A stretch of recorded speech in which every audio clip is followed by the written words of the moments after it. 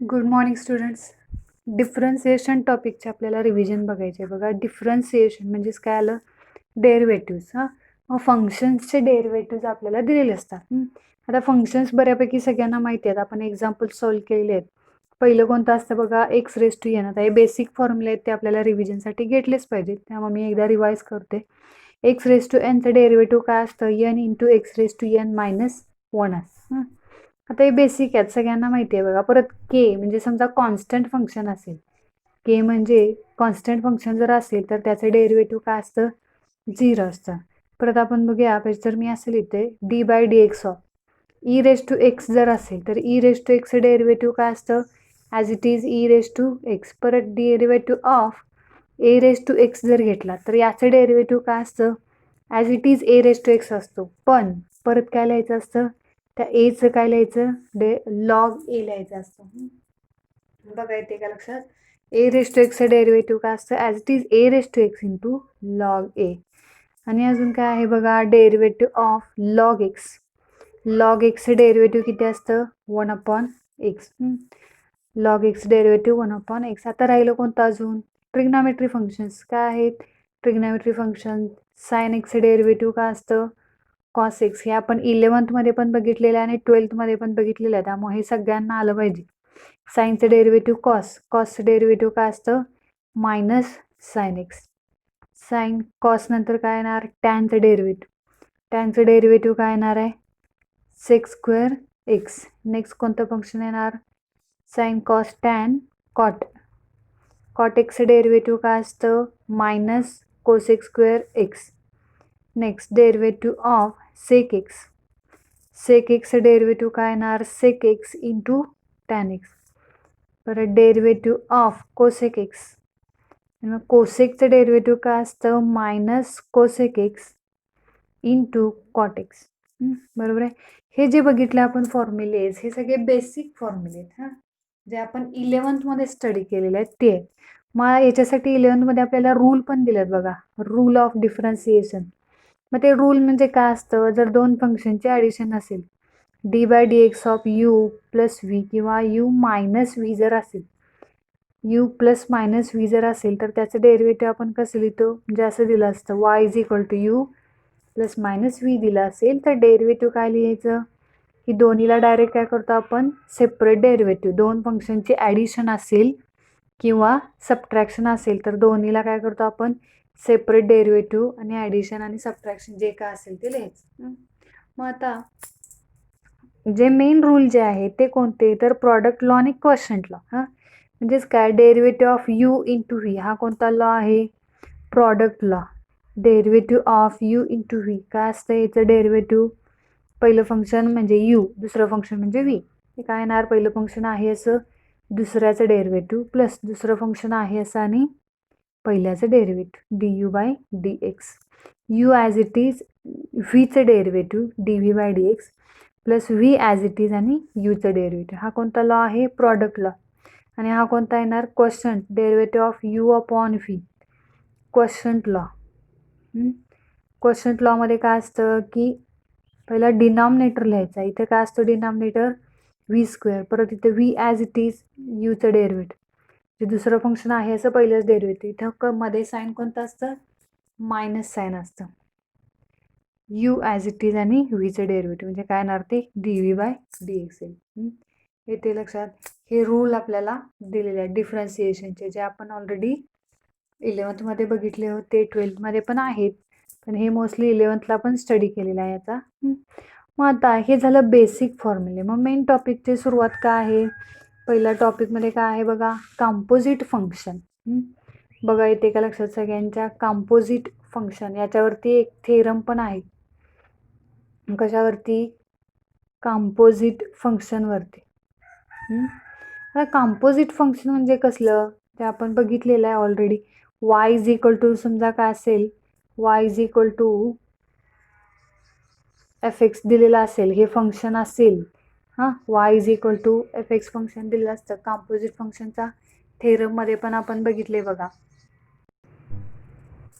बघा काय येणार आहे? Y is equal to f x म्हणजे हे काय झालं? Y is a function of x झालं ना.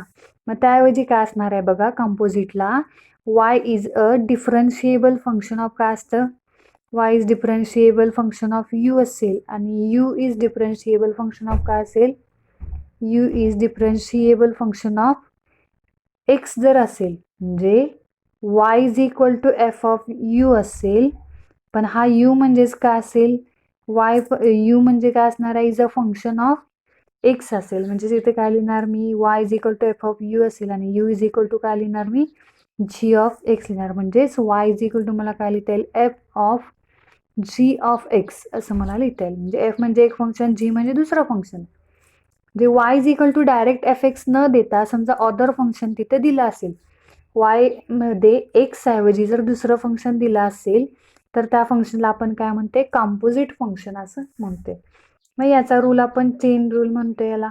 मग याचा यूज आपल्याला डेरिव्हेटिव्ह फाइंड करण्यासाठी करायचा आहे. मग त्याचं डेरिव्हेटिव्ह काय, तर d y by d x is equal to d y by d u into काय असतं, d u by d x. म्हणजे अदर जे फंक्शन असतं त्याचं परत सेपरेट डेरिव्हेटिव्ह घ्यावं लागतं. हा काय आहे, कॉम्पोजिट फंक्शनचा थेरम आहे. म्हणजेच कोणता रूल आहे, हा चेन रूल आहे. मग याची पण एक्झाम्पल्स आपल्याला बघितलेली आहेत आपण बऱ्यापैकी, चेन रूलचे एक्झाम्पल्स. मग याच्या चेन रूलचे एक्झाम्पल, बेसिक जे फॉर्म्युले आहेत ते सगळे फॉर्म्युले यूज करायचे आणि हा रूल यूज करायचा. जे एक्स ऐवजी तिथे काय असेल, अदर फंक्शन असेल. समजा फॉर एक्झाम्पल एक आपण बघूया, हे असं दिले, रूटमध्ये साइन एक्स दिलं, म्हणजे y is equal to function काय दिलं, रूट साइन एक्स दिलं. हां, मग रूट साइन एक्स हा आपल्याला डिफरन्शिएट करायचा आहे विथ रिस्पेक्ट टू एक्सनं. तर याचं डेरिव्हेटिव्ह काय येणार, d y by d x is equal to d by d x of root sine x. हां, मग डायरेक्ट रूट एक्स डेरिव्हेटिव्ह आपल्याला काय माहिती आहे, d by d x of root x. Root एक्सचं डेरिव्हेटिव्ह काय असतं, 1/2 रूट एक्स असतं. पण as it is x function तिथं आहे का, as it is x function तिथं नाही आहे. एक्स ऐवजी अदर फंक्शन कोणतं आलं, साइन आलं. तर आपल्याला काय करावं लागतं, पहिला त्या रूटचं डेरिव्हेटिव्ह घ्यायचं, 1/2 रूट साइन एक्स येणार आणि मग परत d by d x of काय घेतो आपण, एक्स ऐवजी जे अदर फंक्शन आलं त्याचं डेरिव्हेटिव्ह, म्हणजे काय येणार 1/2 रूट साइन एक्स आणि साईनचं डेरिव्हेटिव्ह काय येणार मग कॉस एक्स. लक्षात येते. अशा टाईपनं आपण चेन रूलची एक्झाम्पल्स बघितली. नेक्स्ट आपण अजून बघितलं बघा, डेरिव्हेटिव्ह ऑफ इनव्हर्स फंक्शन. एक जे बघितलं ते कॉम्पोजिट फंक्शन आणि आता पुढचं काय आहे, डेरिव्हेटिव्ह ऑफ इनव्हर्स फंक्शन. आता इनव्हर्स फंक्शन म्हणजे काय असणार आहे, समजा y is equal to f x हे एक फंक्शन दिलेलं असेल, तर या फंक्शनचा इनव्हर्स म्हणजे याचा इनव्हर्स काय घेणार आपण, x is equal to f inverse of y येणार. वाय इज इक्वल टू जर एफ एक्स असेल तर एक्स इज इक्वल टू काय येणार आहे, एफ इनव्हर्स ऑफ वाय येणार आहे. तर या फंक्शनचं पण आपण डेरिव्हेटिव्ह घेऊ शकतो. मग याच्यासाठी पण थेरम बघितलेला आहे आपण, इनव्हर्स फंक्शनचा थेरम. त्याच्यामध्ये काय सांगितलंय की d y by d x is equal to आपण काय लिहू शकतो, 1/dx/dy असं आपल्याला लिहिता येत. हा इनव्हर्स फंक्शनचा थेरम आहे. डेरिव्हेटिव्हमध्ये जे 3 इम्पॉर्टंट थेरम आहेत त्यातला हा एक आहे, d y by d x is equal to 1/dx/dy येणार आहे. हा झाला कोणता, इनव्हर्स फंक्शनचा थेरम. या थेरमचा यूज करून काय केलात, मग ट्रिग्नॉमेट्रीचे जे इनव्हर्स फंक्शन्स आहेत, ट्रिग्नॉमेट्रीमधले कोणते इनव्हर्स फंक्शन, जे साइन इनव्हर्स असेल, कॉस इनव्हर्स असेल, टॅन इनव्हर्स असेल, या 6 फंक्शनचे डेरिव्हेटिव्ह आपण बघितलेले आहेत बघा. मग पहिलं काय आहे, साइन इनव्हर्स फंक्शनचं डेरिव्हेटिव्ह जे d by d x of sine inverse of x. Sine इनव्हर्सचं डेरिव्हेटिव्ह काय असतं, 1/√1 - x². आणि तेच कॉस इनव्हर्सचं डेरिव्हेटिव्ह काय असतं, सेम असतं बघा, फक्त एकच चेंज आहे. कॉस इनव्हर्सच्या डेरिव्हेटिव्हला चेंज काय येणार आहे, -1/√1 - x². Same as it is आहे, फक्त साईनला प्लस साईन असतं आणि कॉसला काय असतं, मायनस साईन असतं.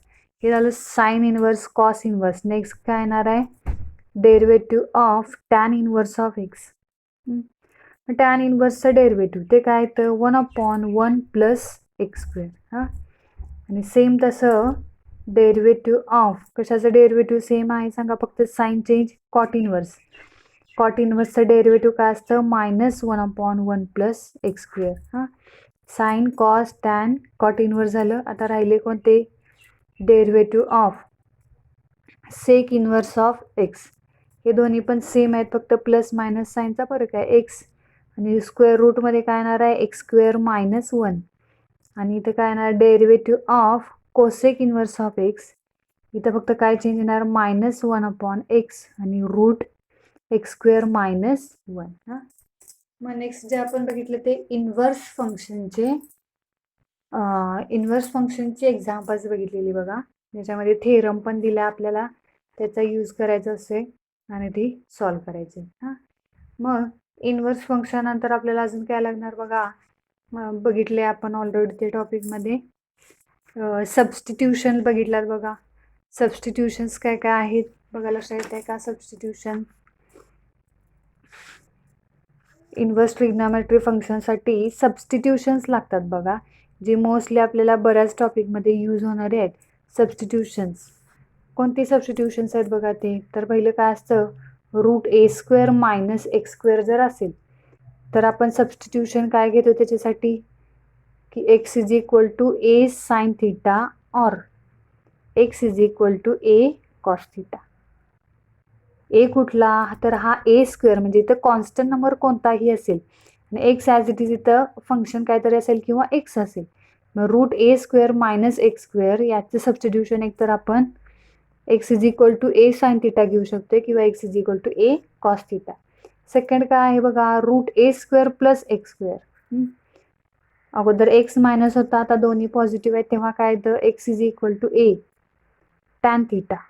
x is equal to a tan theta और x is equal to a cot theta. हे कधी √a² मायनस x², परत इथं दोन्ही पॉझिटिव्ह असतील तर टॅन आणि कॉट. आणि तिसरं सबस्टिट्यूशन काय असतं, की √x² मायनस a² असेल. पहिला x निगेटिव्ह, नंतर दोन्ही पॉझिटिव्ह, नंतर काय आहे a निगेटिव्ह असेल, तर याच्यासाठी सबस्टिट्यूशन काय असतं, x is equal to a sec theta और x is equal to a cosec theta. इथे लक्षात, की 6 सबस्टिट्यूशन्स आहेत बघा, यांचा यूज आपल्याला करायचा असतोय. अजून आहेत, अजून कोणते आहेत बघा. अजून काय असतं, की रूटमध्ये a मायनस x असेल आणि √a प्लस x असेल, तर सबस्टिट्यूशन आपल्याला काय घेता येतं, की x is equal to a cos theta और x is equal to a cos 2 theta. असे सबस्टिट्यूशन्स आपण यूज करू शकतो. त्यातले हे 3 जे आहेत ते most important, a² minus x², a² plus x² आणि x² मायनस a². पहिला x निगेटिव्ह, नंतर दोन्ही पॉझिटिव्ह, नंतर a निगेटिव्ह ठेवायचा. म्हणजे इकडे सिक्वेन्स ॲज इट इज घेता येतो बघा. x is equal to a sine theta, cos theta, tan, cot, sec आणि कोसेक. बघा बरं, x is equal to a सगळीकडेच आहे आणि हा सिक्वेन्स फक्त ॲज इट इज ठेवत आहे. पण कधी इकडे पहिला x निगेटिव्ह घ्यायचा, हे दोन्ही पॉझिटिव्ह आणि नंतर a निगेटिव्ह घ्यायचं. आणि या सबस्टिट्यूशनचा यूज करून पण आपण इन्व्हर्सची काही एक्झाम्पल सॉल्व केलेले आहेत बघा. आता इन्व्हर्समध्ये पण सॉल्व करताना चेन रूलचा पण यूज होणार परत. आता इन्व्हर्सचे आपण हे बघितले, की हे बेसिक फॉर्म्युले आहेत. आता इथं साइन इन्व्हर्स ऑफ एक्स आहे ना, तर या एक्स ऐवजी इथं वेगळं फंक्शन अजून काहीतरी घेतील. साइन इन्व्हर्स ऑफ समजा लॉग घेतलं, तर as it is 1/√1 minus x ऐवजी लॉग तिथे लिहायचा आणि परत चेन रूलनुसार काय येणार, त्या लॉगचं डेरिव्हेटिव्ह फक्त आपल्याला परत लिहावं लागेल. हां, येते लक्षात. म्हणजे इथं पण आपल्याला चेन रूल यूज करायचा आहे. म्हणजे आहे हे इन्व्हर्स फंक्शन असणारच, फक्त आणि त्याच्यामध्ये चेंज काय येणार, की चेन रूलचा पण तिथं यूज होईल. नेक्स्ट जे आहे ते लॉगॅरिथमिक डिफरन्सिएशन म्हणून एक पॉईंट बघितलेला आपण बघा. Logarithmic differentiation. आता लॉगॅरिथमिक डिफरन्सिएशन म्हणजे काय असणार आहे याच्यामध्ये, तर काय असणार बघा, लॉगॅरिथमिक डिफरन्सिएशन जे कोणत्या टाईपचे फंक्शन असेल बघा, फंक्शनचा फॉर्म कसा असेल, f(x) इथं फंक्शन असेल आणि त्याच्या रेस टू पॉवरला पण दुसरं फंक्शन असेल. इथंपर्यंत अगोदर आपण कसं बघितलेलं, की इथं फंक्शन असेल, इथं काहीतरी रेस टू पॉवरला नंबर असते किंवा इथं बेसला काहीतरी कॉन्स्टंट नंबर आणि इथं रेस टू पॉवरला फंक्शन असतं. अशा वेळी आपण e⁻x किंवा a⁻x या टाईपचा कुठला तरी फॉर्म्युला यूज करतो. पण फंक्शन रेस टू जर फंक्शन असेल तर ते सॉल्व्ह कसं करायचं, तर ते लॉगचा यूज करून सॉल्व्ह करायचं असते. म्हणजे समजा असं दिलेलं असेल y इज इक्वल टू काय देणार, फंक्शन रेस टू फंक्शन म्हणजे fx आणि रेस टू काय असेल gx जर दिलेलं असेल. तर कसं सॉल्व्ह होणार हे, y is equal to function raise to function जर दिलेलं असेल तर सॉल्व्ह कसं करायचं बघा. समजा आपण असं घेऊया, एक्स रेस टू एक्स दिलेला असेल हां, वाय इज इक्वल टू काय दिलेलं आहे, x raise to x. X raise to n असेल तर आपल्याकडं फॉर्म्युला आहे, किंवा ए रेस टू एक्स असा फॉर्म्युला आहे. एक तर एक्स रेस टू एन पाहिजे किंवा ए रेस टू एक्स पाहिजे किंवा ई रेस टू एक्स पण चालते हां. म्हणजे एकच एक्स आहे तर फंक्शन रेस टू फंक्शन झालं, दोन ठिकाणी काय झालेलं आहे, फंक्शन आले. तर या टाईपचं एक्झाम्पल कसं सॉल्व्ह होणार बघा. Y is equal to x raise to x असेल तर काय करायचं, बोथ साईडला लॉग घ्यायचा.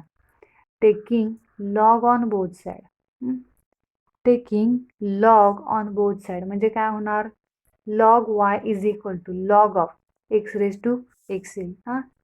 आपण कसं सॉल्व्ह केलेलं हे पुढं, log y is equal to raise to पॉवरचा जो एक्स आहे तो आपण इकडं पुढं मल्टिप्लाय करू शकतो. कोणता लॉ यूज केला, लॉगरिथमचा एक्सपोनंट लॉ पण यूज केला हां.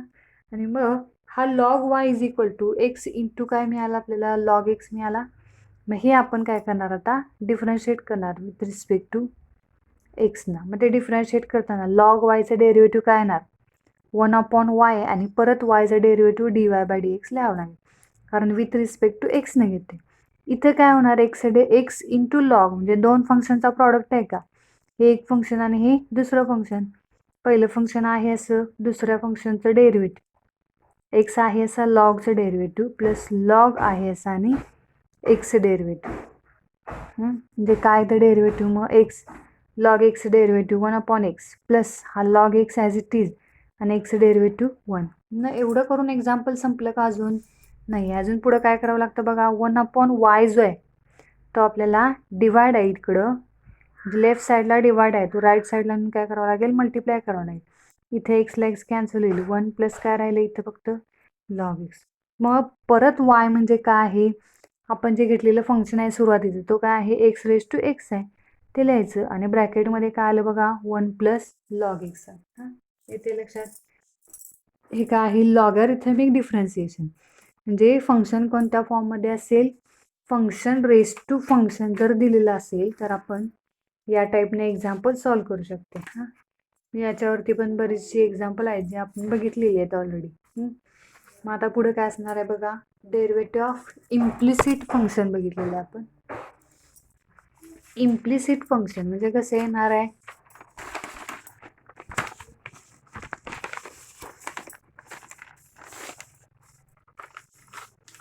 बघा, डेरिव्हेटिव्ह ऑफ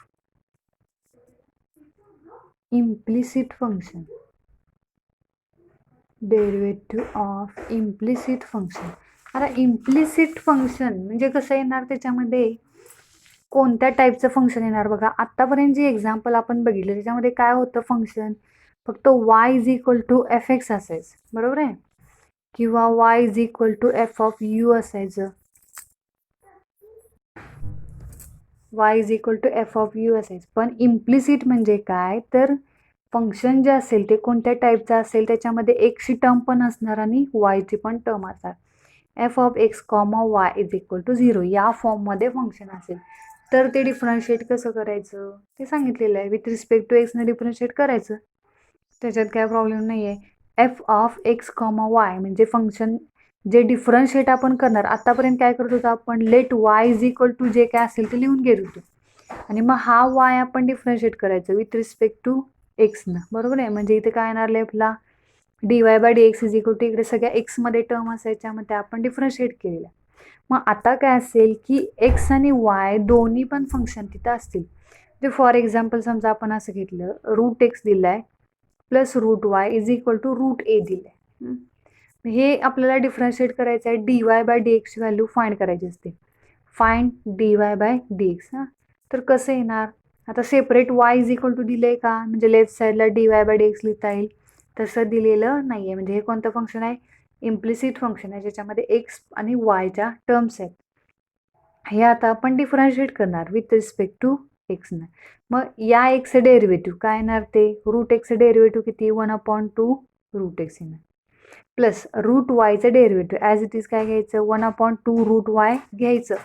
पण हा वाय परत आपल्याला काय करावं लागेल डिफरन्शिएट करावं लागेल विथ रिस्पेक्ट टू एक्स ना म्हणजे परत काय लिहायचं असतं dy/dx कारण इथं घेताना विथ रिस्पेक्ट टू एक्स आहे पण वाय फंक्शन दिले ना इथं त्यामुळे परत dy/dx लिहावं लागेल. राईट साईडला काय येणार कॉन्स्टंट आहे त्यामुळे त्याचं डेरिव्हेटिव्ह 0 येईल. मग इथे dy/dx व्हॅल्यू फाइंड करायची आहे त्यामुळे 1/2 रूट वाय dy/dx लेफ्ट साईडला ठेवायचं आणि हे प्लस आहे ती टर्म इकडं आणून काय करायची मायनस इकडं आणून करायची. मग dy/dx is equal to value मिळेल बघा काय येणार मग ते -1/2 रूट एक्स आणि इथं हा डिवाइड जर 2 रूट वाय आहे तो इकडं आणून काय करायचा मल्टिप्लाय करायचा 2ला 2 कॅन्सल होऊन किती राहील -√y/√x. येते लक्षात हे कोणतं फंक्शन झालं इम्प्लिसिट फंक्शन झालं. पुढे अजून आपण बघितलेलं बघा डेरिव्हेटिव्ह ऑफ पॅरामेट्रिक फंक्शन्स.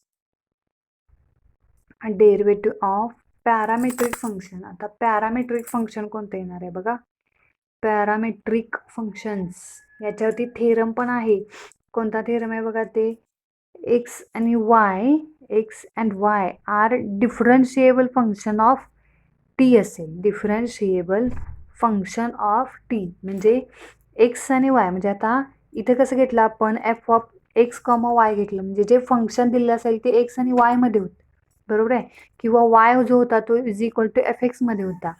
पण आता काय असेल बघा की एक्सची टर्म पण काय असेल म्हणजे असं दिलं असेल एक्सची टर्म पण टी मध्ये अदर फंक्शन अजून घेतलेलं असेल आणि वायची टर्म पण टी मध्ये घेतलेली असेल म्हणजे एक्स इज इक्वल टू काय असेल एफ ऑफ टी असेल आणि वाय इज इक्वल टू पण काय असेल एफ ऑफ टी असेल. हां मग अशा फॉर्ममध्ये जर फंक्शन दिलेले असतील तर ती डिफरन्शिएट कशी करायची त्याच्यासाठी आपल्याला इथं थेरम पण बघितलेला आहे बघा आपण पॅरामेट्रिक फंक्शनचा dy/dx is equal to y differentiate करायचा separate with respect to t न आणि एक्स डिफरन्शिएट करायचा विथ रिस्पेक्ट टू टी न दोन्हीचं डिव्हिजन घ्यायचं. हां dy/dx is equal to dy/dt आणि डिवायडेड बाय dx/dt.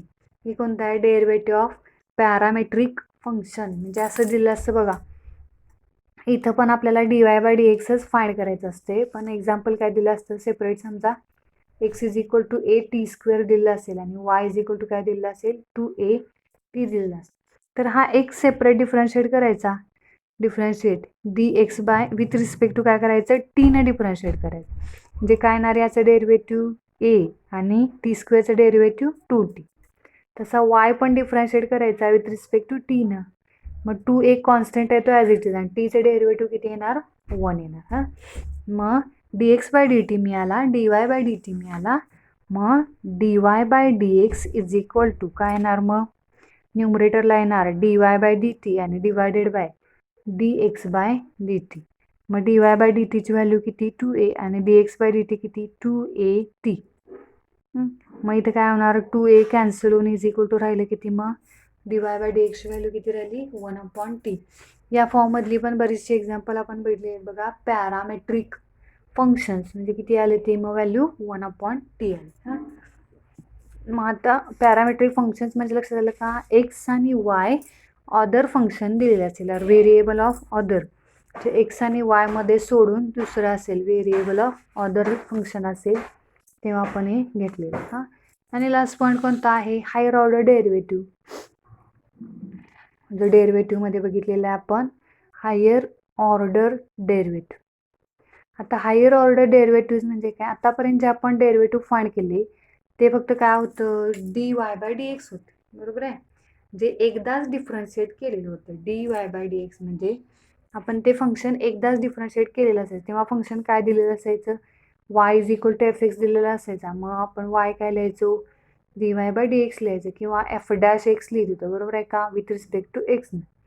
मग हायर ऑर्डर म्हणजे काय येणार आहे आता तो dy/dx आपण अगेन डिफरन्शिएट करायचा dy/dx अगेन डिफरन्शिएट केला विथ रिस्पेक्ट टू एक्सनं तर इथं काय लिहितो आपण d2y/dx² किंवा f'(x) म्हणतात.